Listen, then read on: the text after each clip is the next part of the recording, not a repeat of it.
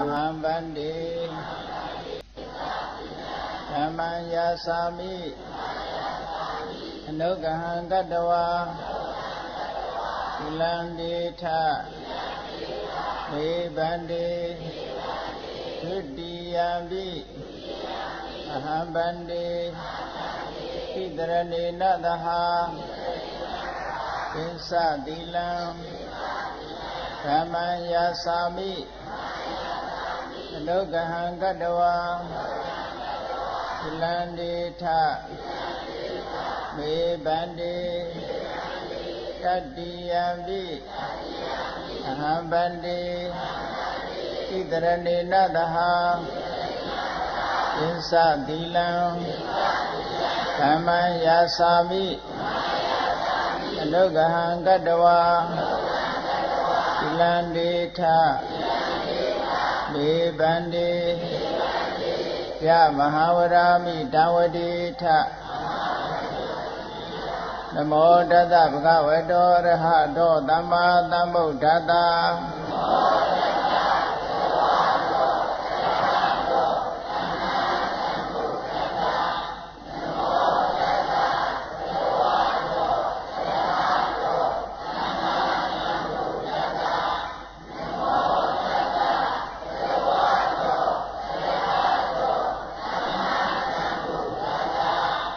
Buddhaṃ Saranam Gissāmi Dhammaṃ Saranam Gissāmi Saṅඝaṃ Saranam Gissāmi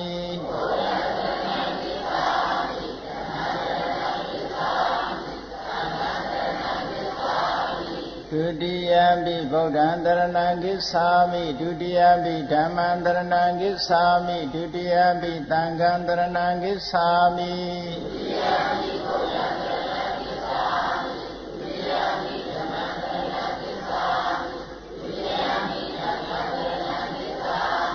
Tatiyampi Buddhaṃ Saranam Gissāmi Tatiyampi Dhammam Saranam Gissāmi Tatiyampi Saṅඝaṃ Saranam Gissāmi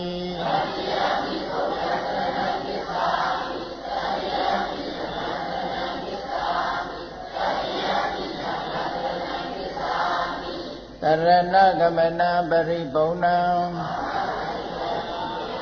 Panadi Pada Viramani Dekhavaraṃ Samadhiyāmi Adena Dana Viramani Dekhavaraṃ Samadhiyāmi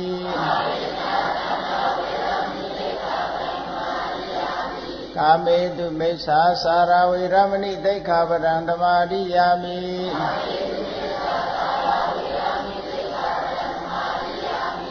Dāvāda Viramani Dekhavaraṃ Samadhiyāmi Turamiraya Misa Pamada Thana Viramani Dekhavaraṃ Samadhiyāmi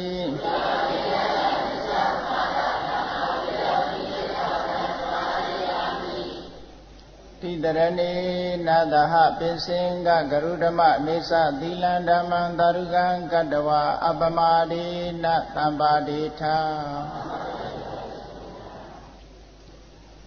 Thādana Roနှစ် 2550 ပြည့်နှစ်ကောဇာတက္ကရာ1368ခုနှစ်တဇောင်းဘုံလဆန်း17ရက်စကိုင်းတိုင်းဘုံရွာမြို့စုတော်ကြီးမြတ်စွာဘုရားကြီးဤဘောဂရန္တိဓမ္မယုံကြီးအတွင်းဝယ်ဆင်ကျင်းပပြုလုပ်အပ်သည့်မြတ်ဥယျာဉ်ဓမ္မသဘင်အခမ်းအနားဝယ်ဘုံရွာမြို့ဥစ္စာမြင့်တော်ကြီးကြီးသမီးမဆင်မာဆံမကြီးကြီးဆံတောင်တန်းပဲလက်ဖက်ချောက်မိသားစုတို့ဤအမတဒါနဓမ္မဒါနအဖြစ်ဖြင့်ဟောကြားအပ်သောကိုယ်ွယ်ရာအမှန်တရားဒေသနာတော်ဒီကနေ့ညဓမ္မသဘင်ခန္ဓာကိုရွှေဘုံတော်တခင်ရှင်တော်မြတ်ဖရာဤမဟာကရုဏာကုံအာယုံပြုကာဒီကျူဖွဲ့စွာသောဝန္ဒနာပနာမအာတိတဂါထာကိုရွတ်ဆိုပူဇော်ခြင်းဖြင့်စတင်ကြရအောင်ယောကပကောတိဟိပိအပမေယံကာလံကရွန်တော်တိဒုက္ခရာနိ ခေရံကတောလောကဟိတယာနာထောနမောမဟာကာရုဏိကတတတ္တယောနာထောဝိနိယမြာစွာတတ္တဝါဤချမ်းသာစီးပွားလိုလားတောင်းတဂုံပေါင်းခါသဖြင့်နာထမြညာခြင်းရှင်တော်မြတ်ဖရာသည်ကပ္ပဂေါတိဟိပိဂရေကဘာရေအတွက်သင်္ချာတို့ဖြင့်တော်လဲအဘေမေယံရေအတွက်တိုင်းတာဖော်ပြခြင်းငါမစွမ်းနိုင်ပါသောကာလံလေးအသင်ချေသိမ့်နေကဘာရှိကြသောကာလပတ်လုံးလောကဟိတယတတလောကဤအကျိုးစီးပွားအလုံးကအတိဒုက္ခရာနိဥစ္စာအသက်ချေလက်အင်္ဂါမေတ္တာကြီးမာသမိတာနှင့်တထာဇနီဆွန်ញင်းကြီးဟုကျက်တိထဝေငါးသွဲအစုအလွန်ခဲရင်သောမူတို့ကိုကရွန်တော်ဖရာဖြစ်ရန်ဤတန်ကျုပ်ကိုအထုတ်တော်မူရသည်ဖြစ်၍ခေရန်လက်ချေမျက်လုံးအသက်ဆုံးလည်းရဲ့နှလုံးစိတ်ဝံကိုရောဤပင်မခြင်းတို့ကတောဘဝတဏ္ဏကျိန်ဖန်များစွာရောက်တော်မူခဲ့ရရှာလေးပြီမဟာကရုဏိကတတတ္တဝါများရင်ဝေတာကဲ့သို့တနာချစ်ခင်မဟာကရုဏာရှင်ဖြစ်တော်မူသောတသနာထသဝိနိယများစွာတတ္တဝါဤ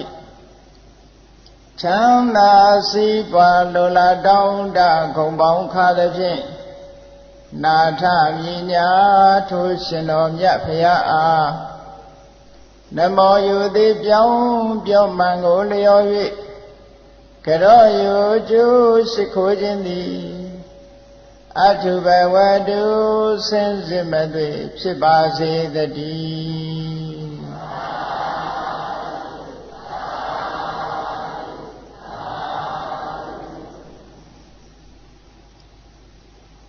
ကိုယ်ွယ်ရာအမှန်တရားလူလောကမှာအခုလူသားတွေနဲ့ကြည့်မယ်ဆိုလို့ရှိရင်တန်ပေါင်း9000ကျော်ရှိတဲ့လူသားတွေဟာမိမိတို့ရဲ့ယုံကြည်ရာမျက်နှိုးရာဘာသာတရားကိုကိုးကွယ်တဲ့ပုဂ္ဂိုလ်တွေရှိကြတယ်လို့မြည်သည့်ဘာသာကိုမှမကိုးကွယ်ပဲနဲ့မိမိရဲ့အယူဆတရားကိုသာလျှင်ဘာသာတစ်ခုအနေနဲ့ကိုနှစ်သက်ရာအာကိုတစ်ခုပြုပြီးတော့လုပ်နေတဲ့ပုဂ္ဂိုလ်တွေလည်းရှိတယ်ပေါ့ဘာသာတရားကိုယုံကြည်ကိုးကွယ်တဲ့ပုဂ္ဂိုလ်တွေကိုတော့ religious believer လို့ခေါ်တယ်ဘာသာတရားကိုးကွယ်တဲ့ပုဂ္ဂိုလ်တွေ religion ဆိုတဲ့ဘာသာတရားကိုယုံကြည်ကြကိုးကွယ်ကြကိုးကွယ်မှုဆိုတာဘယ်ကစလာတော့ဆိုလို့ရှိရင်တော့ဘုန်းကြီးတို့လူလောကလူသမိုင်းကြောင်းပြန်ပြောင်းကြည့်တဲ့အနေနဲ့ကြည့်မယ်ဆိုရင်လူတွေစလာတဲ့အချိန်ကလေးကကိုးကွယ်မှုဆိုတာရှားလာကြတယ်ဘုရားမြတ်စွာကဓမ္မပဒဂါထာမှာကိုးကွယ်မှုကဘာကြောင့်စလာသလဲလို့ဆိုရင်အကြောက်တရားကစတယ်လို့ဒီလိုဟောထားတာပဟံဝေတရဏံယန္တိပပ္ပတာနိဝနာနိသအာရမရုက္ခစေတယာနိမနုဿဘယတိစိတာမနုဿလူတို့သည်ဘယတိစိတာကြောက်เสียဘေးတို့ရဲ့ချိန်ချောက်မှုကိုခံကြရအကုန်သည်ဖြစ်၍လောကမှာတဘာဝစွမ်းအင်တွေရှိတယ်မိုးကြိုးတွေထစ်ချုံတာတို့မုန်တိုင်းကြီးတွေကျလာတာလို့ဟိုလွန်ခဲ့တဲ့2နှစ်လောက်ကဆူနာမီတို့လိုငရင်ကြီးလှုပ်ထားမျိုးတို့မမြင်နိုင်တဲ့ကြောက်မဲ့ဖွယ်ရာဘေးရန်မိကြီးလောင်တာတို့စသဖြင့်လူတွေဟာဒါတွေဘာကြောင့်ဖြစ်တာတုံးလို့စဉ်းစားတဲ့အခါအကြောင်းကိုရှာမတွေ့ကြဘူးရှာမတွေ့တော့ကြောက်ကြတယ်လန့်ကြတယ်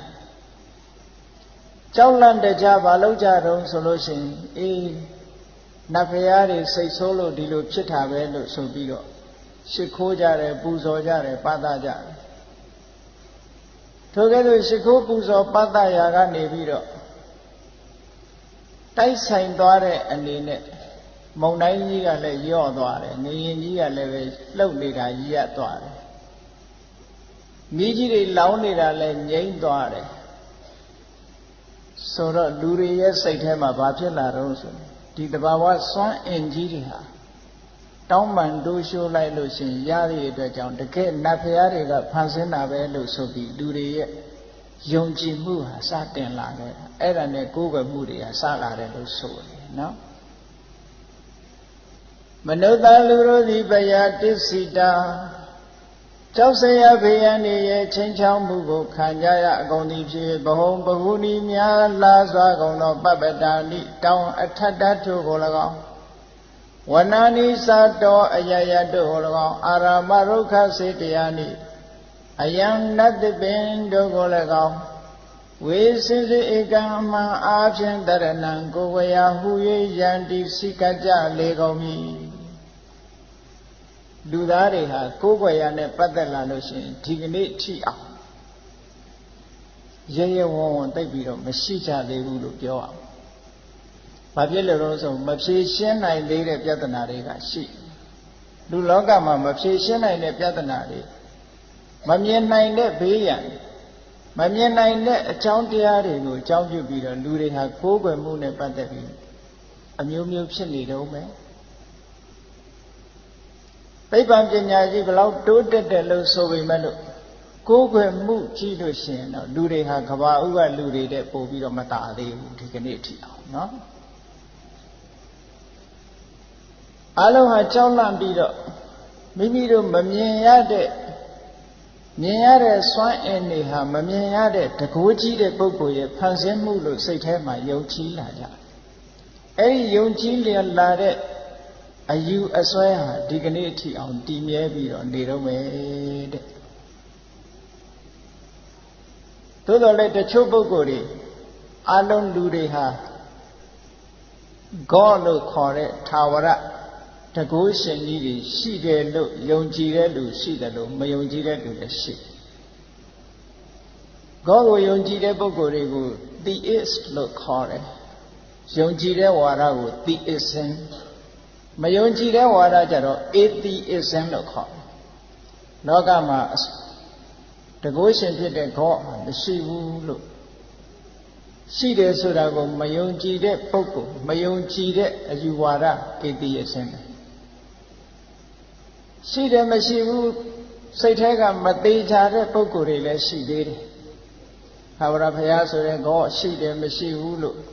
မဆုံးဖြတ်နိုင်တဲ့ပုဂ္ဂိုလ်မျိုးလေးရှိသေးတယ်။အဲဒီပုဂ္ဂိုလ်မျိုးတွေကြတော့ agnostic လို့ခေါ်တာအင်္ဂလိပ်လို agnostic သူတို့လက်ခံထားတဲ့ဝါဒကြတော့ agnostic system လို့ဒီလိုပဲသုံးလို့ရှိတယ်။အဲ့တော့ဘုရားမြတ်စွာရဲ့မြတ်စွာဘုရားပေါ်လာတဲ့အခါကျတော့အခုလိုထာဝရသဘာဝစွမ်းအားတွေဟာဆိုင်ရာသူအကြောင်းတရားတွေကြောင့်ဖြစ်လာတာမိုးချိန်တယ်တို့မိုးကြိုးပစ်တယ်တို့လျှက်စီးလက်တယ်တို့ငရင်ကြီးလှုပ်တယ်တို့ဆိုတာတွေဟာသူသဘာဝစွမ်းအားတွေကြောင့်ဖြစ်တာဘယ်သူမှဖန်ဆင်းလို့ဖြစ်လာတာမဟုတ်ဘူးသဘာဝဆိုင်ရာအကြောင်းတရားတွေကြောင့်ဖြစ်လာတယ်လို့ဆိုတာမြတ်စွာဘုရားကြတော့တိတိပပဟောပြီးတော့လာတယ်သိပ္ပံကလည်းတစားတွေးရှိပြီးတော့လာကြသို့တော်လည်းလူတွေရဲ့ယုံကြည်ချက်ဟာပြောင်းလဲပြီးတော့မသွားသေးဘူးတော်တော်များများဒီအယူဆွဲပဲရှိနေတော့မယ်တဲ့အဲ့ဒါလို့ဖြစ်ရတာလည်းပဲမဖြေရှင်းနိုင်တဲ့ကြောက်เสียလန့်เสียတွေကိုအကြောင်းပြုပြီးတော့ဖြစ်တာဒါကြောင့်မလို့ဒီကနေ့ခေတ်မှာယုံကြည်မှုကိုးကွယ်ရာဘာသာတရားတွေဟာအလွန်တရာများပြားတယ်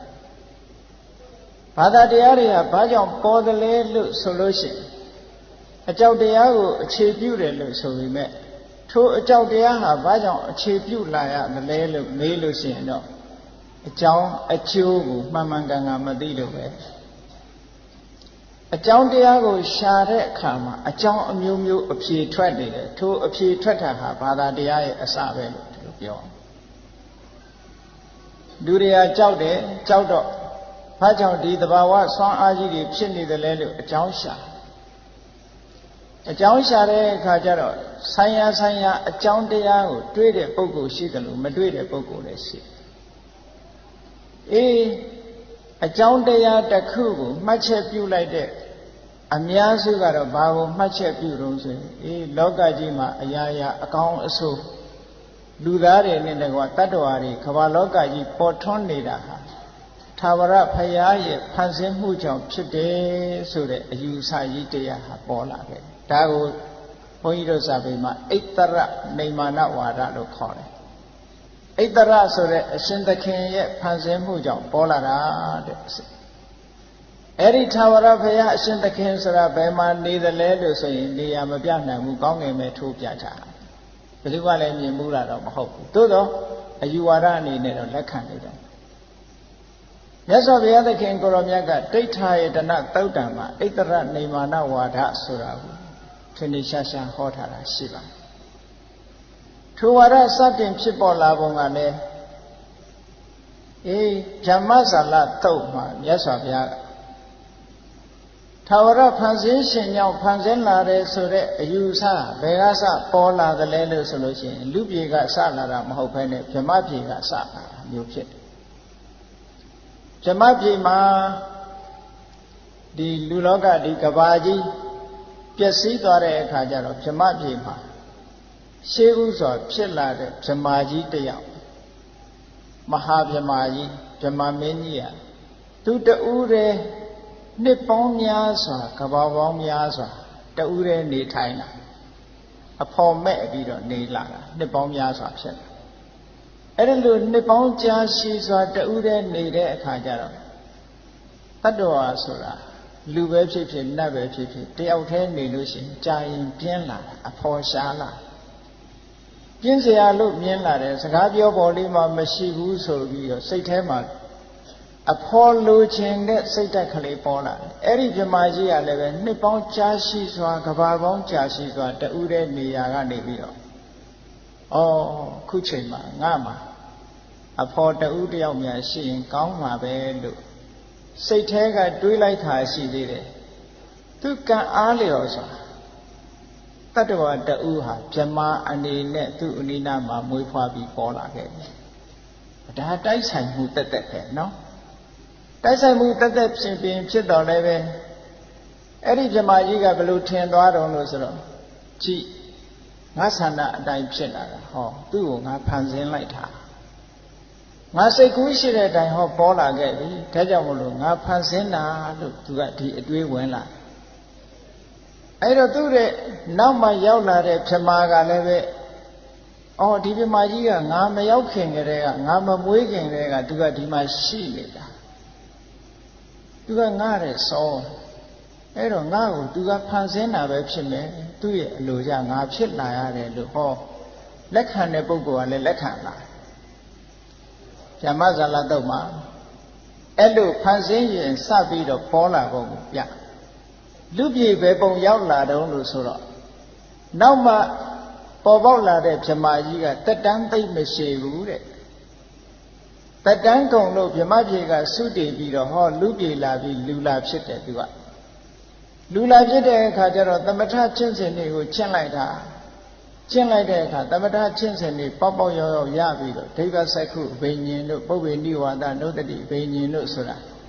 အတိတ်ဘဝအကြောင်းတွေကိုပြန်ပြောင်းအောက်မေ့နိုင်တဲ့စွမ်းရည်တတ္တိကိုရလာလို့အတိတ်ဘဝကိုပြန်ကြည့်လိုက်တဲ့အခါကျတော့သူဟာဘယ်ကလာလဲဗြဟ္မပြေကလာသူ့ရဲ့အရင်ရောက်နေတဲ့ဗြဟ္မာကြီးကဟိုမှာရှိနေတော့သူကတော့လူပြေရောက်ပြီးထိုဗြဟ္မပြေကသုတည်လာပြီးတော့လူပြေရောက်တယ်သူ့ရဲ့အရင်နှစ်ပေါင်းများစွာကဘာပေါင်းများစွာကြားနေတဲ့ဗြဟ္မာကြီးကဗြဟ္မပြေမှာရှိနေတော့အဲ့တော့သူ့အတွေးကဘယ်လိုတွေးမိတုံးလို့ဆိုရင်ငါကသူ့နောက်မှာလဲမွေးတယ်သူ့တယ်လဲအရင်သေးတယ်အဲ့တော့ငါ့ကိုသူကဖန်ဆင်းတာငါကမမြဲဘူးဟိုဗြဟ္မာကြီးကမြဲတယ်ဒါကြောင့်မို့လို့လောကကြီးကဗြဟ္မာကဖန်ဆင်းထားပြီးတော့တို့ဟာတွေကဗြဟ္မာရဲ့ဖန်ဆင်းထားတဲ့တတ္တဝါတွေမြတာဖြစ်တယ်ဆိုတဲ့အယူဆတရားသူ့ရဲ့အုံနောက်ထက်ပေါ်လာဒါနဲ့ပဲလူလောကကြီးမှာဖြန့်ဖြူးလိုက်တော့သူဟောပြောတဲ့အတိုင်းပဲအားလုံးကထာ ထာဝရဘုရားဖန်ဆင်းလို့လူလောကကြီးဖြစ်လာတဲ့ဆိုတဲ့အယူတစ်ခုဟာလောကမှာတွင်ကျဲလာခဲ့တယ်ခဏိအထိလက်ခံထားကြတော့မယ်ဒီဝါဒနော်ဣဒဗုဒ္ဓမြတ်စွာကဓမ္မဇာလသုတ်တံမှာအခုလိုဖန်ဆင်းရှင်နဲ့ပတ်သက်ပြီးတော့ဟောတာဒိဋ္ဌာယရဏသုတ်မှာမြတ်စွာဘုရားကဣတရနေမာလလို့ခေါ်တဲ့ဖန်ဆင်းမှုကြောင့်ဖြစ်တယ်ဆိုတာကိုလက်ခံမယ်ဆိုလို့ရှိရင်ဘယ်လိုအခြေအနေတွေဖြစ်နိုင်နော်တရားချက်ကသူတော်စင်ပြိဿတ်တို့စဉ်းစားပြီးတော့ကြည်တာကိုအလေးနဲ့ထားပြီးဖန်ဆင်းရှင်ကြောင့်ဖြစ်လာတယ်လို့ဆိုတဲ့အယူဝါဒကိုလက်ခံလိုက်တာနဲ့တကြိုင်နဲ့လူသားရဲ့အတိညာဉ်တွေလူသားရဲ့လုံလာတွေလှုပ်ဆောင်ချက်တွေဟာတန်ဖိုးမရှိတော့ဘူး။ဘာဖြစ်လို့လဲဆိုအရာရာဖျားဖန်ဆင်းလို့ဖြစ်တာကိုကောင်းတာလုပ်လဲကောင်းကျိုးဆိုတာရချင်မှရမယ်မကောင်းတာလုပ်လဲမကောင်းကျိုးဆိုတာရချင်မှရမယ်ဘာဖြစ်လို့တော့အစစအရာရာထာဝရဘုရားဖန်ဆင်းတဲ့အတိုင်းဖြစ်ရတာတဲ့ဟောဒီလိုယူထားတော့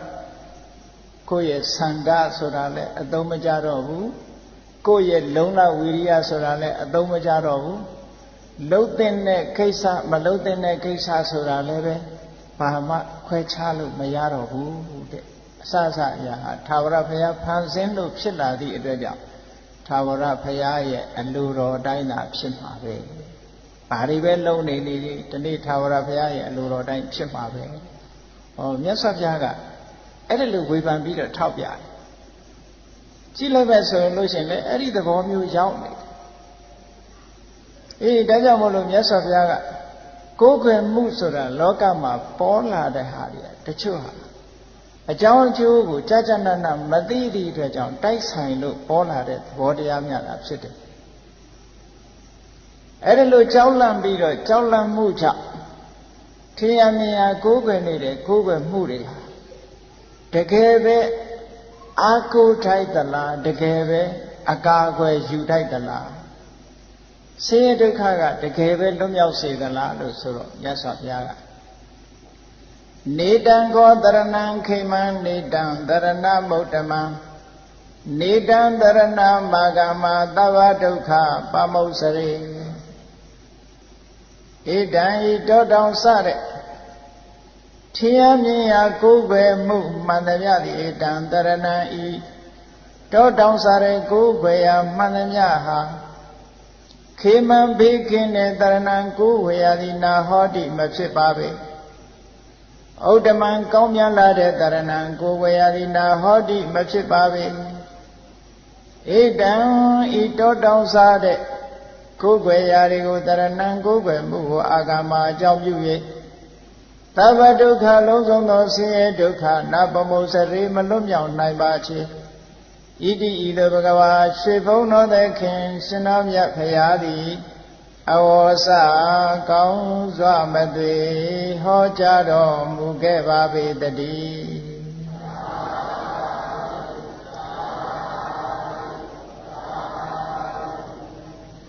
ကိုယ်ွယ်တယ်ဆိုတာလေးကိုစဉ်းစားကြည့်ကိုယ်ွယ်တယ်ဆိုတဲ့နေရာမှာဗမာစကားမှာကိုးတယ်ဆိုတာအားကိုးတာတစုံတစ်ခုကိစ္စအတွက်အားကိုးတယ်ကာကွယ်တယ်ဆိုတာဘေးရန်တွေမရောက်အောင်အကာအကွယ်ယူတာအဲ့တော့အားကိုးလောက်ကဲ့လားသို့မဟုတ်တကယ်ပဲအကာအကွယ်ဖြစ်ခဲ့လားဆိုတာကိုစဉ်းစားရမှာဖြစ်ပါတယ်လူလောကမှာကိုးကွယ်တယ်ဆိုတာဘာရည်ရွယ်ချက်နဲ့ကိုးကွယ်ကြတယ်လဲကိုယ်ဆိုင်ရာဘာသာတရားတွေကိုကိုးကွယ်တဲ့အခါလူတိုင်းမှာရည်ရွယ်ချက်တော့ရှိအဲ့ဒီရည်ရွယ်ချက်အတိုင်းဆိုပါစို့အားကိုးတယ်အကာအကွယ်ယူတယ်ယောဂဝေယဖြစ်လာတဲ့အခါကျတော့ဘု து အားကိုးဆရာဝန်တွေအားကိုးကြအကာအကွယ်ဆရာဝန်တွေကိုအကာအကွယ်ယူရတယ်ယောဂနဲ့ပတ်သက်လာဆရာဝန်ကယောဂပြောက်အောင်ကုနိုင်သလားလို့ဆိုအကုန်လုံးမကုနိုင်ဆရာဝန်ကုရင်ဆုံးသွားတဲ့ပုဂ္ဂိုလ်တွေအများကြီးပဲအဲ့တော့ယောဂအတွက်ဟာတကယ်ရောအားကိုးလောက်ကလားလို့မေးလိုက်တဲ့အခါကျတော့လုံးဝကြီးပြည့်စုံအားကိုးလောက်တာမဖြစ်ပြန်ဘူး နောက်တစ်ခါလူတွေဟာတဖြည်းဖြည်းနဲ့အိုးလာကြထိုကဲ့သို့အိုးမလာအောင်ဘယ်သူ့ကိုအားကိုးကြမလဲဘာကိုအကာအကွယ်ယူပြီးတော့မအိုရအောင်လုပ်မလဲလောကကြီးမှာမရှိကြဘူးအဲ့ဒါထာဝရဘုရားဆိုစီမှာထာဝရဘုရားရဲ့ရှေ့မှာဒူးထောက်ပြီးတော့မအိုဘုရားစိန်နဲ့လို့ဆူတောင်းလို့တော့ရမလားမနာဘုရားစိန်နဲ့ဆူတောင်းလို့ရောရမသေးဘုရားစိန်နဲ့လို့ဆူတောင်းလို့ရောရမရနိုင်တော့ဒီအချက်တွေနဲ့ပတ်သက်ပြီးတော့အာကိုလို့မရကာကွယ်လို့မရဘူးစားစရာတောက်စရာမရှိတဲ့လူကငွေကြေးတနာပြည့်စုံတဲ့ပုဂ္ဂိုလ်ကိုယ့်ကိုထောက်ပံ့မဲ့ပုဂ္ဂိုလ်တွေအာကိုမယ်အပြည့်အဝတော့အာကိုလို့မရဘူးထိုက်တဲ့လောက်တော့အာကိုเสียဖြစ်တာပေါ့အကာအကွယ်လည်းထက်တဲ့လောက်တော့ဖြစ်တယ်ပေါ့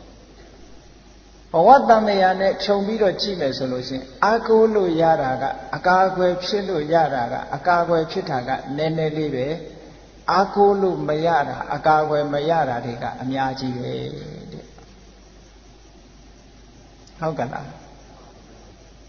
အာကိုလို့ရတာတချို့တလေတော့ရှိပါတယ်ပတ်စံရှိတဲ့လူအာကိုသူเสียငွေကြေးတနာရတယ်ဟောအာကိုမလို့ရနေမကောင်းထိုင်မသာဆရာဝန်စီသွားယောဂပြောက်တာဟောအာကိုလို့ရဒီလိုအချက်တွေတော့အာကိုလို့ရအာကိုလို့မရတဲ့အချက်တွေကဘာတွေတော့မအိုအောင်အာကိုလို့ရရဲ့လားမနာအောင်အာကိုလို့ရရဲ့လားမသိအောင်ရောကဲမရတာတွေကအများကြီးကဲနောင်ဘဝမှာအခုဘဝကနေပြီးတော့နောင်ဘဝကိုသွားတဲ့အခါကျတော့ကောင်းရန်ဒုက္ခတိရဖို့လို့ဆိုတဲ့အာမခံချက်ပေးနိုင်တဲ့ပုဂ္ဂိုလ်ရောရှိရလားမရှိဘူးအဲ့တော့အာကိုလို့မရတဲ့အချက်တွေကအလွန်များနေတယ်အာကိုလို့ရနိုင်တာမရှိဘူးလားဘုရားဘာသာဝင်တွေအနေနဲ့ကြည့်မယ်ဆိုလို့ရှိရင်မြတ်စွာဘုရားခုနကဆိုသွားကြတယ်ဗုဒ္ဓံတရဏံကိစ္ဆာမိဓမ္မံတရဏံကိစ္ဆာမိသံဃံတရဏံကိစ္ဆာမိဘုရားကိုကိုးကွယ်ပါတယ်တရားကိုကိုးကွယ်ပါတယ်သံဃာကိုကိုးကွယ်ပါတယ်ဘုရားဘာသာဝင်တွေကိုးကွယ်ကြထို့သောကိုးကွယ်တဲ့အခါမှာဘုရားကိုကိုးကွယ်တယ်ဆိုတာရောတရားကိုကိုးကွယ်တယ်ဆိုတာရောသံဃာကိုကိုးကွယ်တယ်ဆိုတာရောခုနအချက်ဒီအကုန်လုံးရနိုင်သလားဘုန်းကြီးတို့အလေးနဲ့ထားပြီးတော့စဉ်းကျင်စဉ်းစားကြည့်အောင်မြတ်စွာဘုရားကိုကိုးကွယ်တယ်ဆိုတဲ့နေရာမှာဘာအတွက်နဲ့ဘာအထိပ္ပယ်နဲ့မြတ်စွာဘုရားကိုအားကိုးလို့အားကိုးเสียဖြစ်တယ်လေဘုရားမြတ်စွာကမသိအောင်လုံးမပေးနိုင်ဘူးမနာအောင်လုံးမပေးနိုင်ဘူးမသေးတဲ့လမ်းမနာတဲ့လမ်းမအိုတဲ့လမ်းကိုတော့ညွှန်ပြနိုင်တယ်ဟုတ်ကဲ့လားမြတ်စွာဘုရားကိုကိုးကွယ်ရတယ်ဆိုတာဘုန်းကြီးတို့အထက်ကရာများမှာတည်တည်ချာချာရှင်းပြီးတော့ဖွင့်ထားတယ်ဟိတေဘဝတနေနာအာဟိတာသနိဝတနေနတတ္တနံဘယံဟိတတိတိဘုဒ္ဓောမြတ်စွာဘုရားသည်ဟိတေအကျိုးစီးပွားတို့ကိုဘဝတနေနဖြစ်စေခြင်းဖြင့်၎င်းအာဟိတာသအကျိုးမဲ့တဲ့အကြောင်းတရားတွေမှနိဝတနေနာသမဖြစ်စေခြင်းဖြင့်၎င်းဟိတေဘဝတနေနအာဟိတာနိဝတနေနအခြေအနေကောင်းတွေကိုမြတ်စွာဘုရားကဖြစ်အောင်လမ်းညွှန်ပေးတယ်အခြေအနေဆိုးတွေကနေပြီးတော့နောက်ဆုတ်သွားအောင်လမ်းညွှန်ပေးတယ်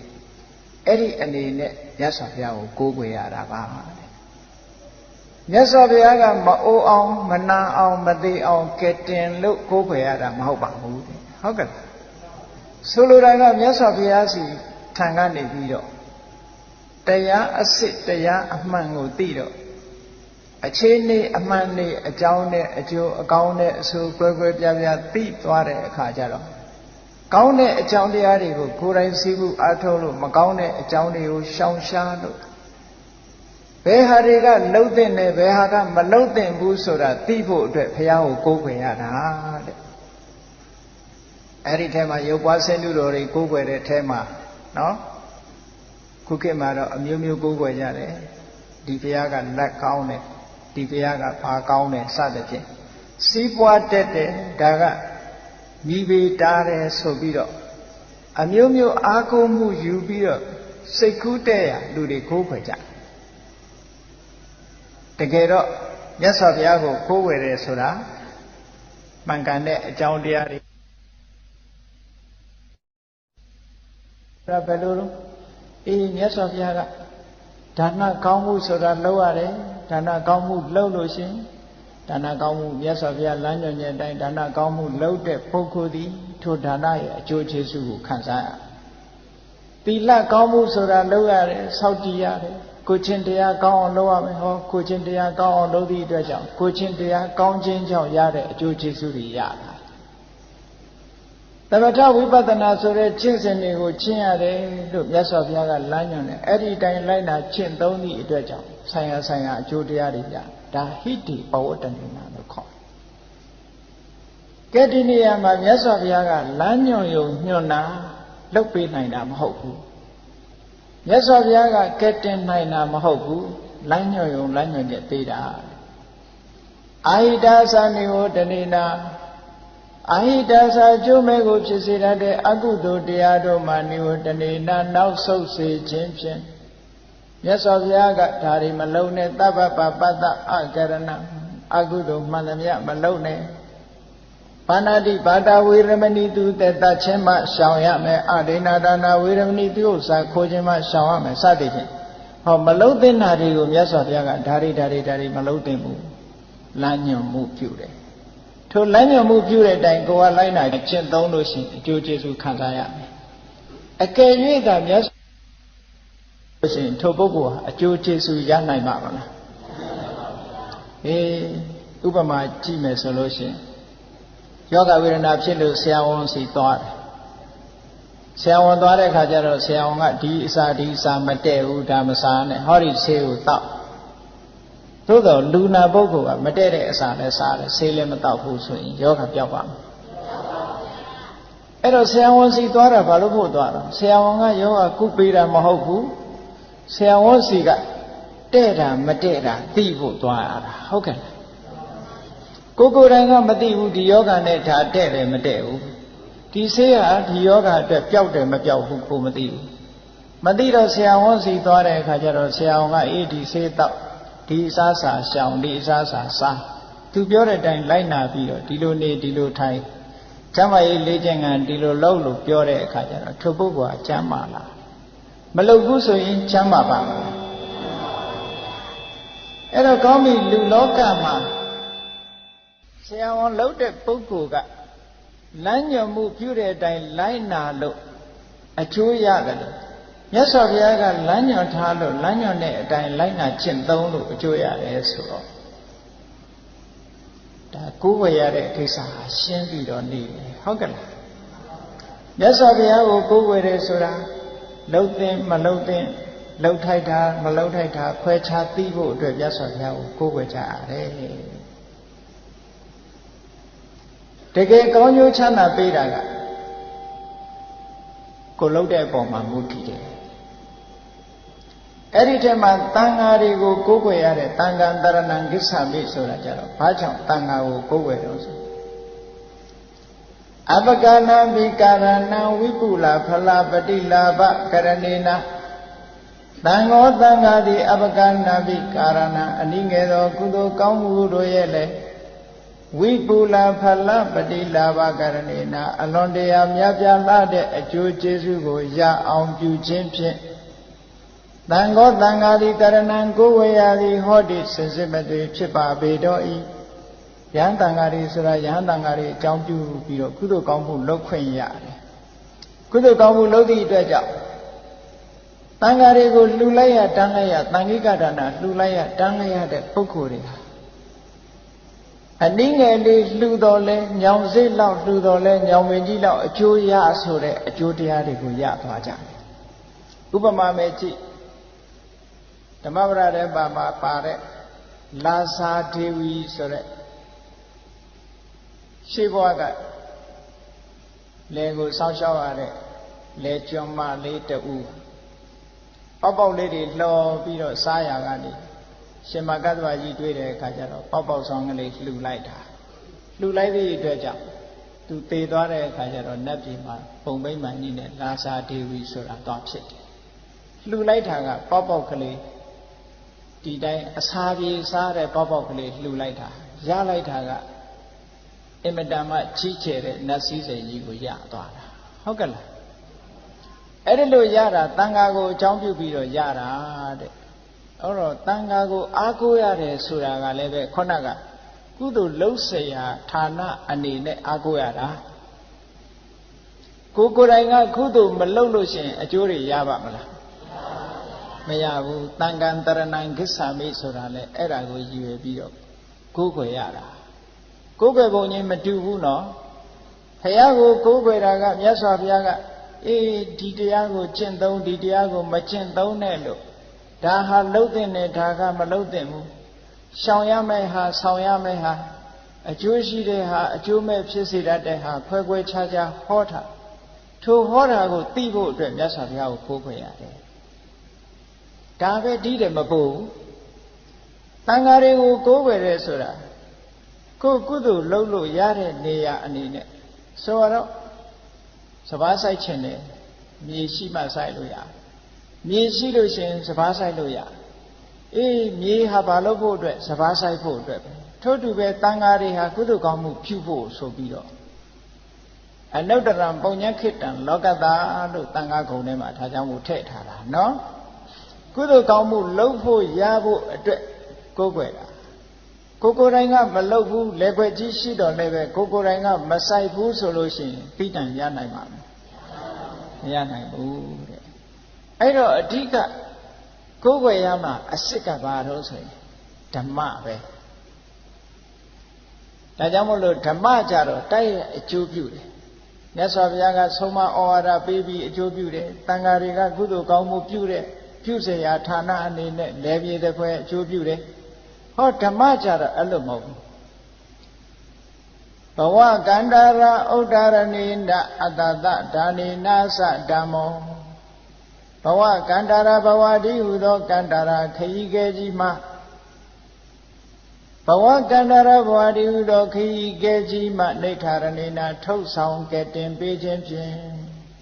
ကဲတင်နာမြတ်စွာဘုရားလည်းမဟုတ်ဘူးတန်ဃာလည်းမဟုတ်ဘူးဘယ်သူကကဲတင်နာတော့ဓမ္မကကဲတင်နာတဲ့ဟုတ်ကဲ့တရားတိုင်းကျင့်မှဒီတရားကသာတရားဟာတကယ်ကိုယ်ဝေရအစစ်ဖြစ်တယ်ဘဝကန္တရာဘဝတိဟုသောကန္တရာခရီးကဲကြီးမှာနေတရဏိနာထုတ်ဆောင်ကဲတင်ခြင်းဖြင့်၎င်းဒုက္ခတွေကနေခဲထုတ်သွားတာဘယ်သူကထုတ်ဘုရားကထုတ်တာမဟုတ်ဘူးတန်ဃာကထုတ်တာမဟုတ်ဘူးထုတ်တာကဘယ်သူတော့တရားသာလင်ဖြစ်တယ်ဘဝကန္တရာဆိုတာဘဝဆိုတာအမတန်ချမ်းတမ်းတဲ့ခရီးရှိကြီးနဲ့အလားတရတူတယ်အေးတာမန်ကြည့်မယ်ဆိုလို့ရှိရင်ဘဝဟာပျော်စရာလို့အောင်းမေးကြမှာပေါ့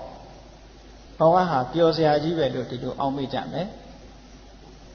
သို့တော်လည်းပဲအရိယာပုဂ္ဂိုလ်တွေရဲ့မျက်စိဝိပဿနာဉာဏ်မျက်လုံးနဲ့ဖြစ်စေ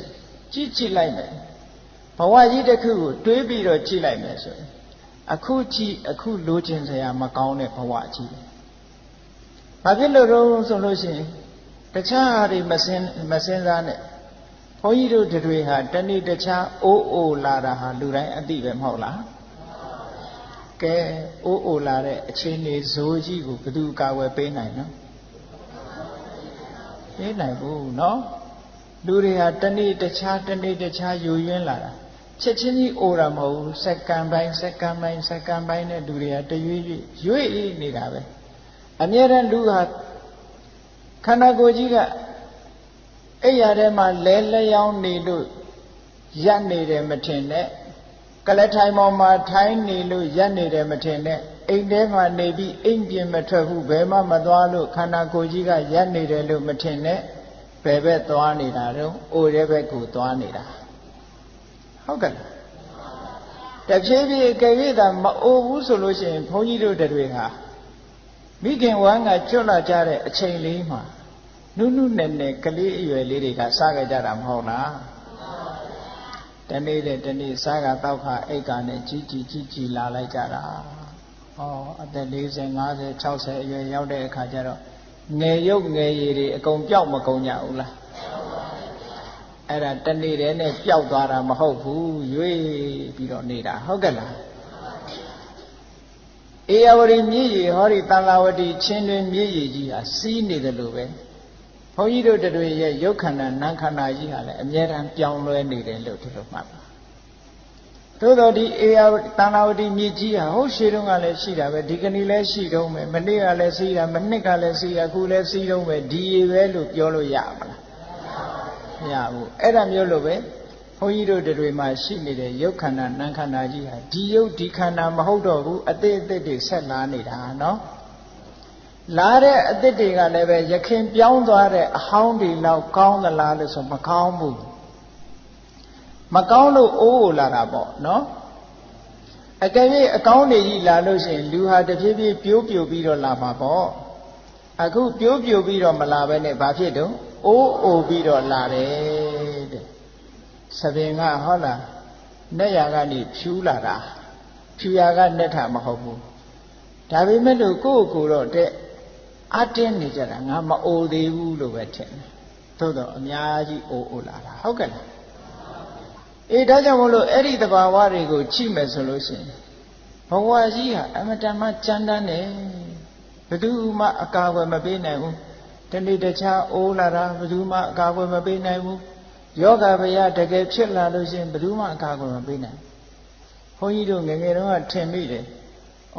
ဆရာဝန်ကောင်းကောင်းရှိရင်သိကြမှာမဟုတ်ဘူးဆရာဝန်ရဲ့အမေအဖေတွေဆရာဝန်တွေတော့သိမှာမဟုတ်ဘူးလို့အောက်မိတာနောက်တော်လေးကြီးလာတော့ဟောဆရာဝန်တွေလည်းသိတာပဲကိုဆရာဝန်အမေအဖေတွေလည်းသိတာပဲဟုတ်ကဲ့လားအဲ့တော့လောကကြီးဟာ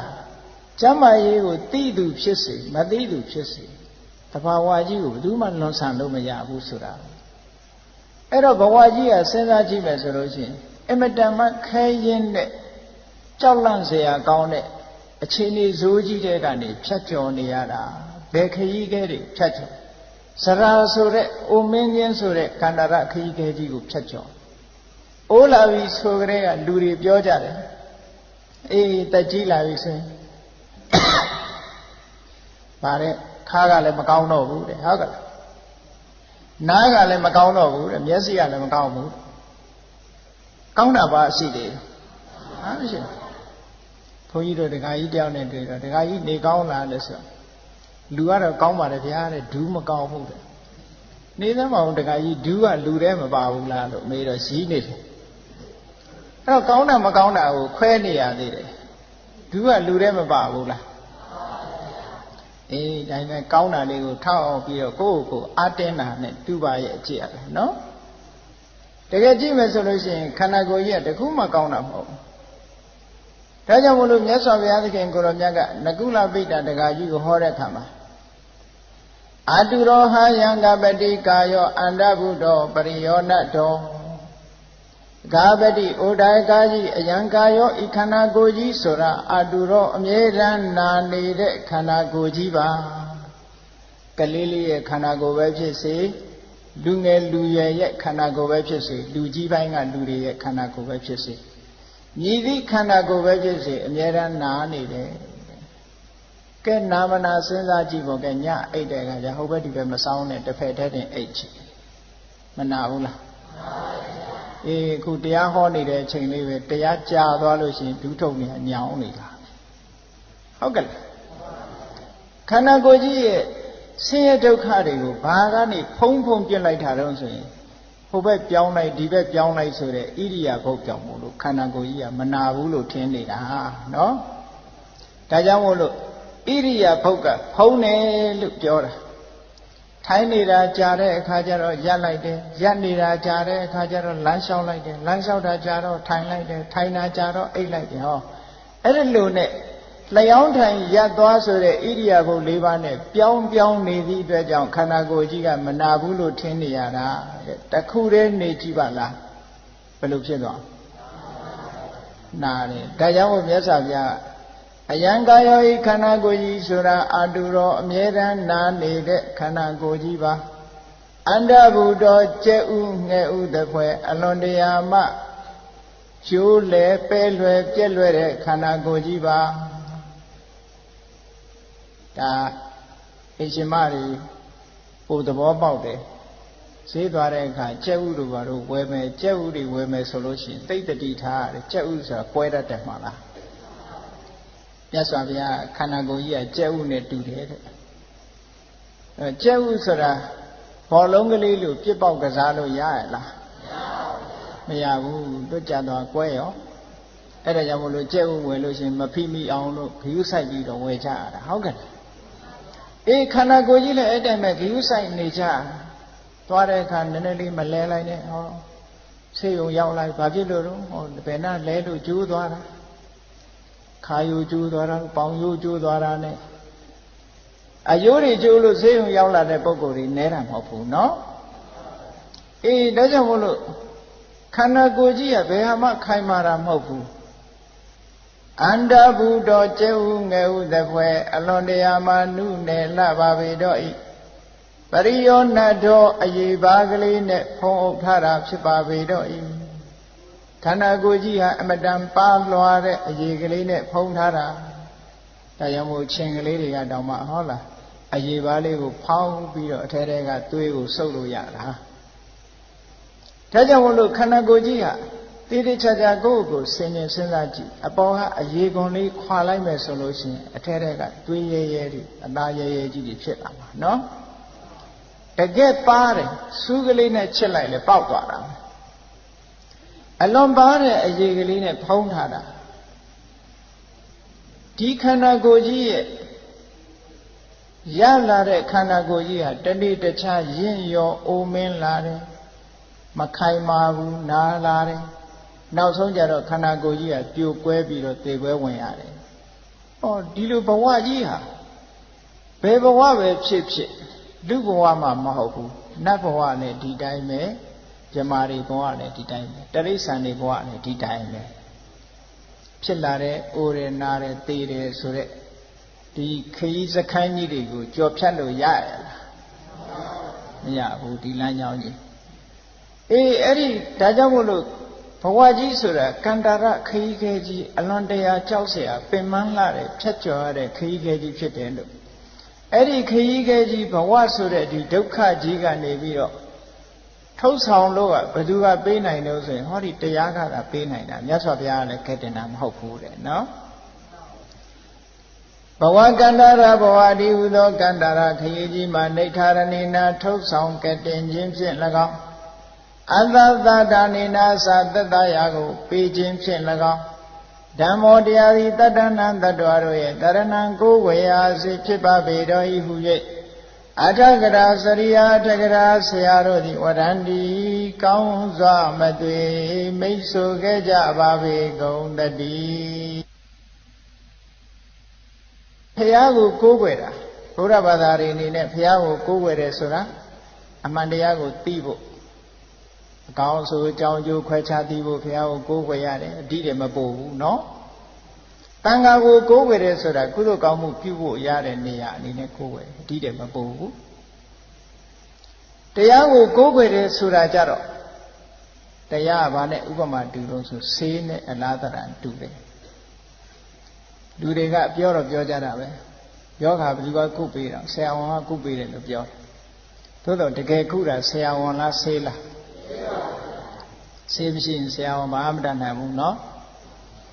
ဆရာဝန်ကတော့ဆေးပေးပါရဲ့လူနာမတော့ဘူးဆိုရင်ယောဂပျောက်ပါမပျောက်ဘူးဒါကြောင့်မို့လို့တကယ်ကုတာကဆေးတကယ်ကိုးကွယ်ရမှာကတရားအဲ့ဒီတရားကိုတကယ်ကိုးကွယ်ပြီးတကယ်ကျင့်သုံးမှသာလေဟောဒီတန်တရားတိဟုသောဝိဒုက္ခကြီးကတော့ဖြစ်တယ်အဲ့ဒါလို့မဟုတ်လို့ရှိရင်တော့လောကမှာအာကိုလဲအာကိုရရောက်မှာမဟုတ်ဘူးအကာအကွယ်ယူလဲအကာအကွယ်ယူရရောက်မှာမဟုတ်ဘူးတဲ့ဘဝမှာလလပပအထက်တန်းကြကြဖြစ်ဖို့ရလဲပဲဟောဒီတရားကိုပဲအာကိုရဘဝတန်တရားကြီးကလွတ်မြောက်သွားဖို့ဆိုတာလည်းပဲဒီတရားကိုပဲအာကိုရမယ်ဒါကြောင့်မို့မြတ်စွာဘုရားကမဟာသတိပဋ္ဌာန်တုတ်မှာဆိုရင်ရှင်းရှင်းလေးဟောထားတာရှိဧကာယနောယံဘိက္ခဝေမေဃောတတ္တနံဝိသုဒ္ဓိယသောကပရိဒေဝနံသမာဓိကမာယ Dukkha domanatana atingamaya nyayata digamaya nivanata disigiriyaya jadidan sadaro tativatana Diku vayame daya vema shidale soyin kutanda mave shide Kukure laupido yuame didiyariya Bawama chunduyare asuli nyu sura paro Toka Paridiwa Dukkha Domanata Toka sura Satan nalone ma punida Pyasi toalo puyare Pyasi do ma philu puyare Hoga Lurai ha toka shi Uma be Majama ma phiyin puyare Majama ma philu Pegang bang le phibi so yin le puyare ကိုယ်အတွက်ပူရကိုယ်နဲ့ပတ်ဝန်းကျင်အတွက်ကြည့်ကိုယ်အမေနေမကောင်းလို့ပူရတယ်သို့မဟုတ်ကိုယ်အမေကွယ်လွန်သွားလို့ပူရတယ်ကွယ်လွန်သွားမှလည်းပူရတယ်ကွယ်လွန်သွားပြီးရင်လည်းပူရတယ်အလုံးဟာစိတ်နှလုံးပျက်စီးဆုံးရှုံးသွားလို့ပူရလူသားအတွက်တင်လားလို့ဆိုမဟုတ်ဘူးကိုယ်ပိုင်တဲ့ပစ္စည်းဥစ္စာတွေဆုံးရှုံးတော့မယ်လို့ထင်ပြီးလို့ရှိရင်လည်းမပူရဘူးလားဆုံးရှုံးသွားပြီဆိုတဲ့နောက်မှာရောမပူရဘူးလားအေးပူနေရတာပဲလူလောကဒါတောကလို့ခေါ်တောကဆိုစိတ်ထဲနှလုံးထဲမှာပူလောင်နေလူတိုင်းတောကဆိုတာရှိကြတယ်အဲ့ဒီတောကဆိုတဲ့တရားကိုငြိမ်းအေးစေနိုင်တာဟာမြတ်စွာဘုရားကလည်းငြိမ်းအေးစေနိုင်တာမဟုတ်ဘူးနိလန်းကိုပဲပေးလို့ရတယ်တန်ဃာတွေကလည်းငြိမ်းအေးစေနိုင်တာမဟုတ်ဘူးနိလန်းကိုပဲပေးရတယ်တကယ်လက်တွေ့ငြိမ်းအေးစေတာကတော့ဓမ္မသာလင်ဖြစ်ပါတယ်လက်တွေ့ကြားကြချင်းသုံးကြည့်ဟုတ်ကဲ့ဒါကြောင့်မို့မြတ်စွာဘုရားကတောကပရိဒေဝနာစိုးရင်ခြင်းကိုကြွေးရခြင်းလို့ဆိုတဲ့တောကပရိဒေဝတို့ကိုတမတိကမာယလွန်မြောက်ဖို့ရလည်းပဲဧကာယနောတကြောင်ဤသောလမ်းပါပဲဒီတစ်ခုဤသောလမ်းပဲရှိတယ်ဘာလို့တရားကျင့်တဲ့လမ်းပဲနော်တောကဆိုတဲ့ဆိုရင်မှုထိုတောကကိုမထိန်နိုင်တဲ့အခါကျတော့လူတွေကငိုရအဲ့ဒီငိုကြွေးခြင်းဆိုတဲ့ဆင်းရဲဒုက္ခကိုလည်းလွန်မြောက်ချင်လို့ရှိရင်ဟောဒီတရားပဲရှိတယ်လေတခြားနည်းလမ်းမရှိဘူးဒုက္ခဒေါမနသနာအထင်ကမာယဒုက္ခဒေါမနသနာကိုဆင်းရဲခြင်းစိတ်ဆင်းရဲခြင်းတို့ကိုယ်ဆင်းရဲခြင်းစိတ်ဆင်းရဲခြင်းတို့ဆိုတဲ့ဒုက္ခဆိုတို့ရဲ့အထင်ကမာယချုပ်ငြိမ်းသွားဖို့ရလည်းပဲအယံဘေကောဧကာယနောတကြောင်ဤသာဖြစ်တော့အယံဘေကောဤတရားဒီဟုသောလမ်းကြောင်းသည်ဧကာယနောတကြောင်ဤသောလမ်းပဲတခုတည်းသောနိလန်းဟာဒါပဲတရားပဲရှိတယ်ဒုက္ခဘုန်းကြီးတို့တရားချစ်ခင်သူတော်စင်ပြိဿတို့ဒုက္ခနဲ့ပြောကြတာလူတိုင်းဟာဒုက္ခဆိုတာတွေ့ဘူးကြတယ်မဟုတ်လားခါကြိုက်တယ်ခေါင်းကြိုက်တယ်သွားနာတယ်နေမကောင်းဘူးစားမကောင်းဘူးတောက်မကောင်းဘူးဒုက္ခတွေပြောမယ်ဆိုရင်အများကြီးပဲဟုတ်ကဲ့လားအဲ့ဒီဒုက္ခတွေဟာကလေးငယ်လေးအရွယ်ကနေစပြီးတော့ဒုက္ခခန္ဓာရလာတဲ့အချိန်ကလေးကဒီဒုက္ခတွေ့ကိုယ်ဆင်းရဲမှုစိတ်ဆင်းရဲမှုတဲ့စိတ်ထဲမှာမကြေမချမ်းဖြစ်တဲ့ဒေါသဖြစ်ရင်စိတ်ဆင်းရဲမှုပါလာတယ်အလိုမကျရင်လည်းစိတ်ဆင်းရဲမှုပါလာကိုယ့်ကိုစဉ်းစားကြည့်ဒီနေ့ငါစိတ်ဆင်းရဲမှုဘယ်နှခါဖြစ်တယ်လဲစိတ်ဆိုးရင်လည်းစိတ်ဆင်းရဲတာပဲခုနကတောကနဲ့ဘာထူးတယ်လဲလို့ဆိုလို့ရှိရင်တရားချင်းကတော့တူတူပဲလူကိုနှိပ်စက်ပုံညင်းတော့နည်းနည်းกว่าတောကဆိုတာပူပြီးတော့လူရဲ့စိတ်ထဲနှလုံးထဲမှာပူလောင်လာတဲ့အတွေးတွေခံစားချက်တွေဒေါမနတဆိုတာမကြည်မချမ်းဖြစ်နေတာလေဟုတ်ကဲ့ဝမ်းနေတာတွေကြေကွက်တာကြေကွဲတာအဲ့ဒါတွေကဒေါမနတတောကဆိုတာစိုးရိမ်တဘာဝတရားချင်းကတော့ထူးထူးပဲဒေါသနဲ့ရှင်တွဲပြီးတော့ဖြစ်လာတဲ့ဝေဒနာလို့ဆိုတဲ့ခံစားချက်တွေသာဖြစ်တယ်အဲ့ဒီကိုယ်ဆင်းရဲခြင်းစိတ်ဆင်းရဲခြင်းဆိုတဲ့ဒီတရားတွေခြုံငိမ့်သွားဖို့ရလည်းပဲနိလန်းတစ်ခုတည်းပဲဟောဒီတရားကသာတတ်နိုင်တယ်ဒုက္ခဒေါမနသနာကိုယ်ဆင်းရဲခြင်းစိတ်ဆင်းရဲခြင်းတို့ရဲ့အထင်ကမာယခြုံငိမ့်သွားဖို့ရလည်းပဲ အယံဘေကိုဤဓမ္မဆိုတဲ့လမ်းကြောင်းဟာဧကယနောတခုတည်းသောလမ်းကြောင်းပါပဲကဲလူတိုင်းမှာကြုံတွေ့နေရတဲ့စိတ်နှလုံးရဲ့ပူပန်ဆင်းရဲမှုဆိုတဲ့တောကတွေပရိဒေဝတွေဒုက္ခတွေဒေါမနတတွေဟောဒီတရားတွေချုပ်ငြိမ့်သွားဖို့ရာတရားကလွဲလို့တခြားမရှိပါဒါကြောင့်တရားကိုသာကိုးကွယ်ရမှာဖြစ်တယ်တရားကိုယုံယုံကြည်ကြည်နဲ့တကယ်အားကိုးပြီးတကယ်ကြင်ကြံကြိုးကိုအားထုတ်ပြီးဆိုလို့ရှိရင်ဟောဒီတောကတွေဟာလွန်မြောက်သွားတာပဲနော်ဆိုပါစို့ပတာစာရီဆိုတဲ့အမျိုးသမီးဇလန်းကိုအလုံးဘုရားဘာသာဝင်သူတော်စင်တို့ကြားဘူးနေကြတာပဲပတာစာရီဟာဘလောက်တောကတွေနဲ့ခြုံခဲ့ရတယ်လဲဆိုရင်လမ်းမှာပင်အင်းရှိယောက်ျားကလည်းဆုံးသွားတယ်ကလေးလေးနှစ်ယောက်ကလည်းသေပွဲဝင်သွားတယ်အာကိုစရာမဲ့လို့အာကိုရမလားလို့အိမ်ပြန်လာတဲ့အခါကျတော့အမေကလည်းဆုံးနေပြီအဖေကလည်းဆုံးနေပြီမောင်တွေကလည်းဆုံးနေပြီဟောဘယ်သူမှမရှိတော့သူတယောက်ထိဖြစ်သွားတောကဖြစ်တာအဲ့ဒီဖြစ်သွားတဲ့တောကဘယ်သူကကဲ့တင်နှုံးလို့ဆိုတော့ဇာလန်းကိုကြည့်မယ်ဆိုတော့ဘုရားကဲ့တင်တယ်လို့ပြောကြမှာပေါ့မြတ်စွာဘုရားကတရားဓမ္မကိုဟောတာဟောလိုက်လို့သူသဘောကျသွားလို့တရားကိုလက်ခံလိုက်လို့တရားကကဲ့တင်လိုက်တာဟုတ်ကဲ့တရားကိုမသိဘဲနဲ့သူတောကလွတ်ပါမလားမလွတ်ဘူးမြတ်စွာဘုရားကဆေးပေးတာနဲ့တူတယ်အဲ့ဒီဆေးဟာတရားနဲ့အလားတန်တူတယ်အဲ့ဒီတရားနဲ့ဆေးနဲ့အလားတန်တူတဲ့တရားကိုလက်တွေ့ကျင့်သုံးလိုက်တဲ့အတွက်ကြောင့်ဟောဒီတောကသူလွတ်မြောက်သွားတာဒါကြောင့်မို့လို့ဘုန်းကြီးတို့တွေတကယ်ကိုးကွယ်ပြီးတော့တကယ်အားထားရမှာကဓမ္မသာပင်ဖြစ်ပါတယ်ဓမ္မဆိုတဲ့စကားလုံးကအတ္တနန္တာရင်တိစတုတုအပါယေတုအပတမာနိကတ္တဝဓာရိတိတိဓမ္မောအတ္တနာမိမိကိုယ်ကိုဓာရင်တိစောင့်ရှောက်ခြင်းသုံးတဲ့ပုဂ္ဂိုလ်တို့ကိုစတုတုအပါယေတုအပေလေးဘုံတို့၌အပတမာနိမကြရသည်တို့ကိုကတ္တဝပြု၍ဓာရိတိဆွဲထားတတ်ဆောင်ထားတတ်၏ဣတိတသမထိုကြောင့်ဓမ္မောဓမ္မမိပါပေတော်၏ဒီနေရာအဓိပ္ပာယ်ဓမ္မံတရဏံကိစ္ဆာမိတရားကိုကိုးကွယ်ပါတယ်ဆိုတဲ့ဓမ္မဟာထိုဓမ္မအတိုင်းလိုက်နာကျင့်သုံးတဲ့ပုဂ္ဂိုလ်တွေကိုအပေလေးပုံကြောက်ရောက်ခြင်းဆိုတဲ့တန်တရားဆင်းရဲတွေကနေပြီးတော့လွတ်မြောက်အောင်ထိန်းထားနိုင်တယ်ဆွဲထားနိုင်တယ်ဓမ္မကသာသူ့ကိုကဲ့တင်နိုင်တာတဲ့ဟုတ်ကဲ့လားဖယားပွင့်လာတာဓမ္မကိုဟောဖို့ပွင့်လာတာဖယားဟောတဲ့ဓမ္မကိုလိုက်နာကျင့်သုံးမှသာလေတတ္တဝါတွေဟာ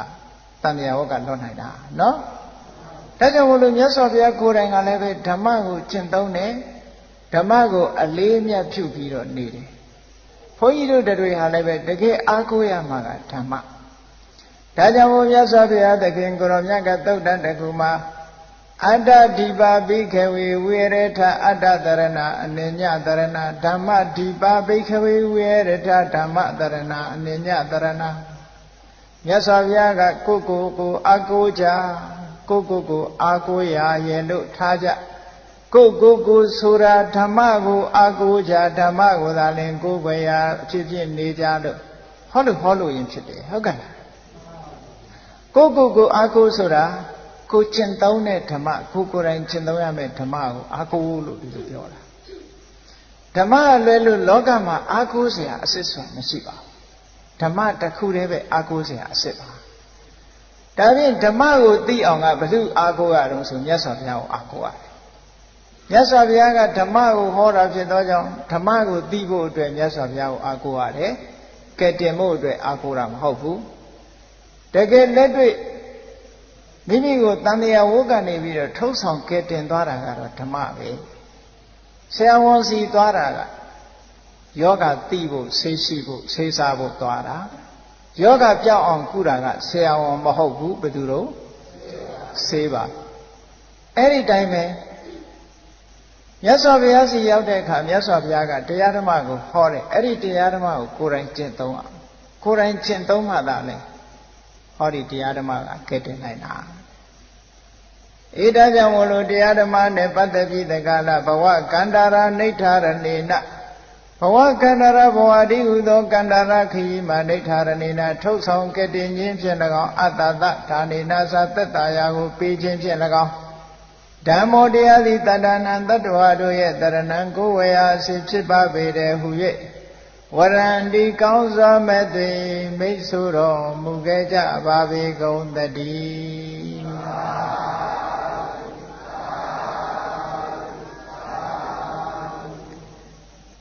ဓမ္မကိုသိဖို့ဆိုတာလက်တွေ့ကိုယ်တိုင်ကျင့်သုံးမှဓမ္မကိုသိရအနှစ်ချုပ်ပြီးတော့ပြောလိုက်မယ်ဆိုလို့ရှိရင်အဲ့ဒီဓမ္မဟာဘာတွေလဲလို့အနှစ်ချုပ်ပြီးတော့ကြည့်မယ်ဆိုရင်မဂ်ကင်၈ပါးအကျင့်တရားပဲမဂ်ကင်၈ပါးအကျင့်တရားကိုကျင့်သုံးမှသာလျှင်ထိုမဂ်ကင်၈ပါးအကျင့်တရားသည်တန်တရားဝတ်ထဲမှာနစ်မျောစေတတ်တဲ့လောဘဒေါသမောဟစတဲ့ကိလေသာတရားတွေကိုဖယ်ရှားပြစ်မယ်ထိုလောဘဒေါသမောဟဆိုတဲ့ကိလေသာအညစ်တရားတွေကုန်သွားပြီဆိုလို့ရှိရင်လောဘဒေါသမောဟဆိုတဲ့ကိလေသာအညစ်တရားတွေကြောင့်ဖြစ်ပါနဲ့တိဋ္ဌာမကြီးတူပေါ့တာဝတိပြည်ဇေရဝံကျောင်းဖရာတရားဟောနေတဲ့အနိဗ္ဗာန်ရောက်လာတဲ့တိဋ္ဌာမကြီးကဒီအချက်ကိုကောင်းကောင်းနားလဲတယ်ကောင်းကောင်းနားလဲတာသားကလေးကိုလက်ကဆွဲလို့ဒိဋ္ဌာမကြီးမှလည်းသားသမီးရှိတယ်သားကလေးကိုလက်ကဆွဲလို့သမီးကလေးကိုချီးပြီးတော့စားเสียတောက်เสียလိုက်ရှာရင်းကနေဘုရားတရားဟောနေတဲ့နာရောက်လာလို့တရားကိုနာတရားနာနေတဲ့အချိန်မှာသားငယ်သမီးငယ်တို့ကနေပြီးဆာလလွန်းလို့အမေဘာဖြစ်လို့ရက်နေတာတော့စားเสียရှာပါသားတို့သမီးတို့ဆာလပြီလို့ပြောတဲ့အခါကျတော့အဲ့ဒိဋ္ဌာမကြီးကတရားနာရင်ဘာပြောတော့ဆိုရင်ဟဲ့တိတ်တိတ်နေကြတို့ဒုက္ခတွေရောက်နေတာဟောဒီတရားမသိလို့မြတ်စွာဘုရားကအဲ့ဒီတရားတွေနိလန်းတွေကိုဓမ္မတွေကိုဟောနေတာဒီဓမ္မကိုတို့သိရဗိဓမ္မာကြီးပြောပုံလေးကအလွန်မှတ်သားစရာကောင်းတယ်ပိယောလောကေတကောဗုဒ္ဓပိယောလောကေတကောပတိတတောပိယတရာမရှံအတ္တဓမ္မတမဂ္ဂနာလောကမှာတဲ့ကိုယ့်ရဲ့သားသမီးဆိုတာအမတန်ချစ်ပါတယ်ကိုယ့်ရဲ့အိမ်ရှင်ယောက်ျားကိုလည်းအလွန်ချစ်ပါတယ်ဒါပေမဲ့လို့ဟောဒီတရားဓမ္မကိုတော့သူတို့တွေပို့ပြီးတော့ချစ်ရပါတယ်ဘာဖြစ်လို့တော့နာဟိပုဒ္ဓောပတိဝါပိပိယောဒုက္ခပမောစေယထာတတ္တမသဝေနံဒုက္ခမောစေတိပါဏိနံသူပြောတဲ့စကားကအလွန်တရာမှအဆင့်တန်းမြင့်နဲ့နာဟိပုဒ္ဓောပတိဝါပိပိယောဒုက္ခပမောစေပိယောလွန်တရားချတဲ့ပုဒ္ဓောသာသမီကလည်းပဲဒုက္ခဆင်းရဲမှအနာပမောစေမလွတ်စေနိုင်ဘူးဟောအိုခြင်းနာခြင်းသိခြင်းဆိုတဲ့ဆင်းရဲဒုက္ခကသာသမီကချစ်ရတဲ့သာသမီကကဲ့တင်နိုင်ရလားကဲ့တင်နိုင်ဘူးတဲ့ပိယောချစ်ရသောပတိလင်ယောက်ျားကလည်းပဲဒုက္ခဆင်းရဲမှအနာပမောစေမလွတ်စေနိုင်ဘူးတတ္တမတဝနံသူတော်ကောင်းတရားကိုကြားနာခြင်းကသာလင်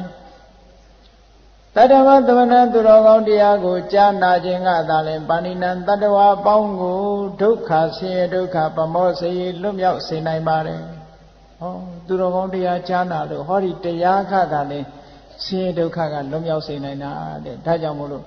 သာသမီတွေဘယ်လိုပဲချစ်ငါပိုးပြီးတော့ချစ်ရမှာကတော့ဟောဒီတရားပဲဘုန်းကြီးတို့တွေတရားကိုပို့ပြီးတော့မချစ်သေးဘူးဆိုရင်ဆင်းရဲဒုက္ခကိုချစ်နေတာနဲ့မတူဘူးလား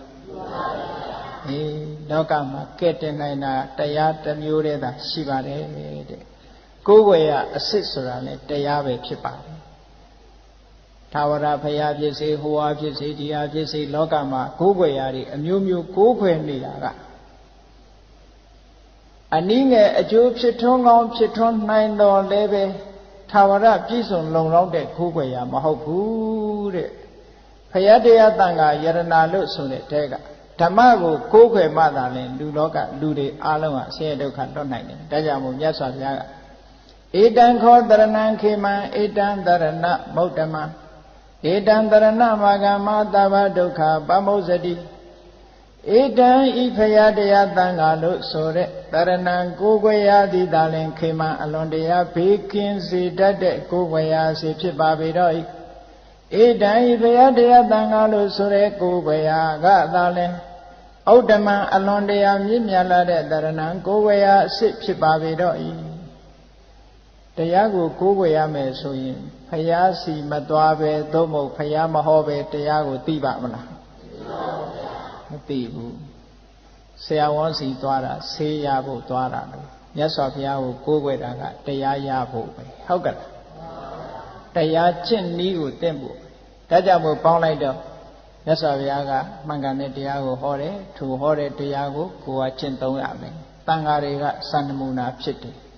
ဒါကြောင့်မို့ပေါင်းလိုက်ရင်ဘုရားတရားတန်ခါယရဏသုံးပါးသူ့နေရာနဲ့သူကိုယ်ပဲအားထားရဆင်းရဲဒုက္ခကလွတ်မြောက်စေတတ်တဲ့အရာတွေဖြစ်တယ်ဧတံဤဘုရားတရားတန်ခါလို့ဆိုတဲ့ယရဏသုံးပါးသည်ဥဒ္ဓမံမြတ်လစွာသောတရဏံကိုယ်ဝေယစေဖြစ်ပါပေတော့ဤဧတံဤဘုရားတရားတန်ခါလို့ဆိုတဲ့ကိုယ်ွယ်ရာကိုတရဏံကိုယ်ွယ်မှုဝါရအာဂမအကြောင်းပြု၍သဗ္ဗဒုက္ခအလုံးစုံသောဆင်းရဲဒုက္ခဟူသည်များမှာပမောစတိမုတ်ချပိုင်ပိုင်လွတ်မြောက်နိုင်ပါပေသည်ဟု၍ဘဂဝါရွှေဘုန်းတော်သခင်ရှင်တော်မြတ်ဖရာသည်အဝေါစကောင်းစွာမတွေ့ဟောကြားတော်မူခဲ့ပါပေတည်း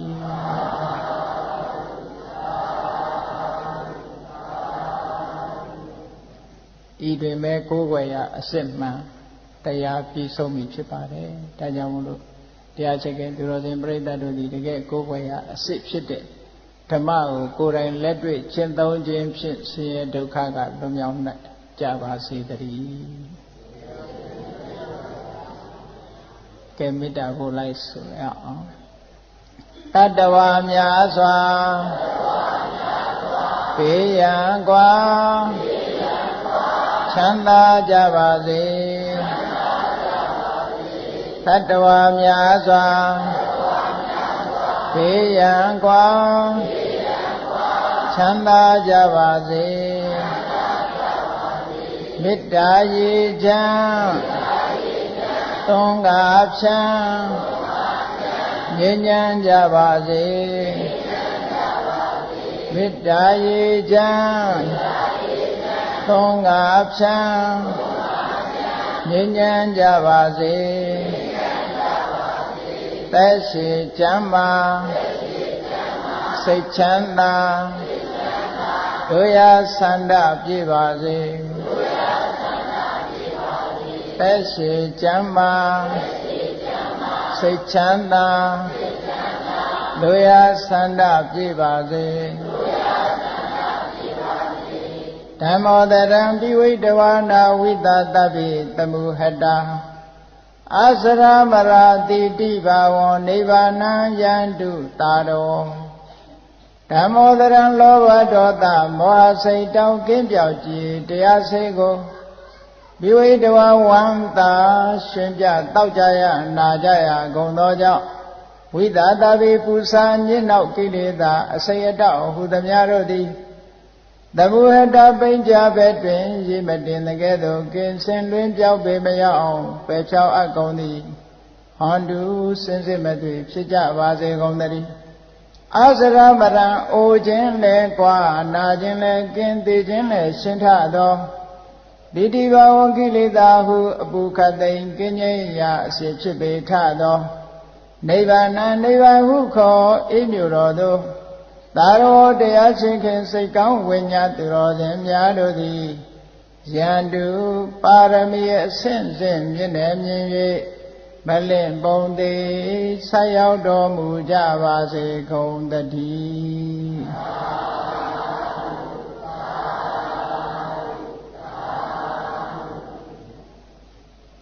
နှစ်ဖြင့်ကညကြလို့ရှိရင်အကောင်းဆုံးသောညတညဆိုတဲ့တရားကိုဟောမှာဖြစ်ပါတယ်အကောင်းဆုံးသောညကလေးတညရဖို့ရအတွက်ဘယ်လိုဆောင်ရွက်လုပ်ကိုင်ရမယ်ဆိုတာနဲ့ဖြင့်ကမြတ်စွာဘုရားဟောတဲ့ဗတ္တိကာရတသုတ်တံကိုဘုန်းကြီးတို့အကောင်းဆုံးသောညကလေးရဲ့ပိုင်ရှင်ဖြစ်ဖို့အတွက်ညီတို့ကျင့်ဆောင်အားထုတ်ရမယ်ဆိုတာကိုနဲ့ဖြင့်ကဟောပါမယ်ကဲဒီကနေ့တော့ဘယ်လောက်နဲ့ပြီးပြီပါရှေ့ဆက်ချမလားကဲလိုက်ဆို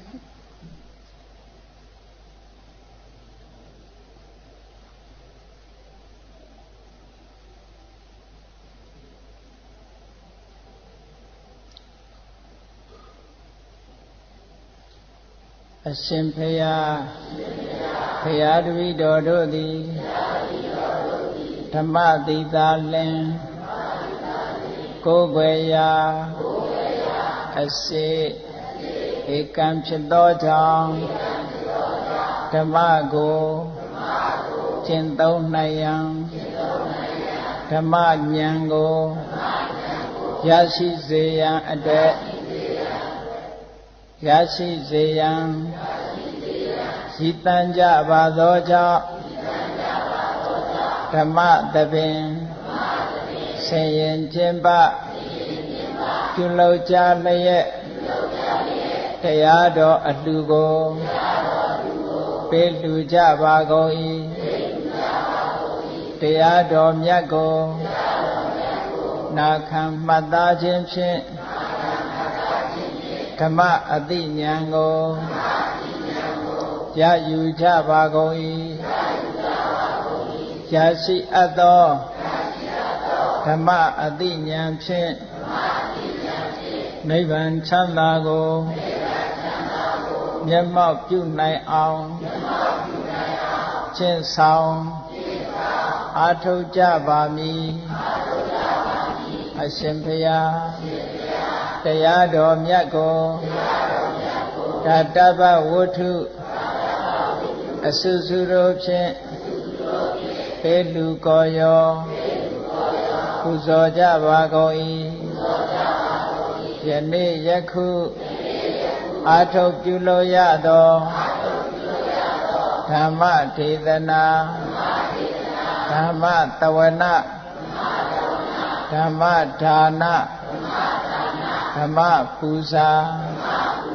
ကုသိုလ်စေရနာကြောင့်တပည့်တော်တို့သည်ဒုက္ခခတ်သိချုပ်ငြိမ်းရာမှယနိဗ္ဗာန်သို့မြင်မြန်သောစွာရရာကြောင်းဓမ္မအတိကောင်းကိုရရှိကြပြီလင်နိဗ္ဗာန်ချမ်းသာကိုမျက်မှောက်ပြုကြရပါလိုကုန်၏ဤကောင်းမှုဤအဖို့ဘာကကိုအမိအဖအဖို့အဖွာ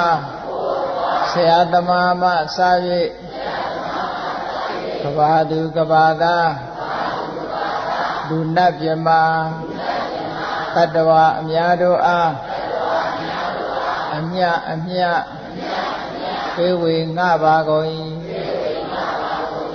ထိုများစွာတတ္တဝါတို့သည်အမြရကြကုန်သည်ဖြစ်၍ကိုယ်စိတ်နှဖျားချမ်းသာကြသည်ဖြစ်ကြပါစေကုန်သတည်း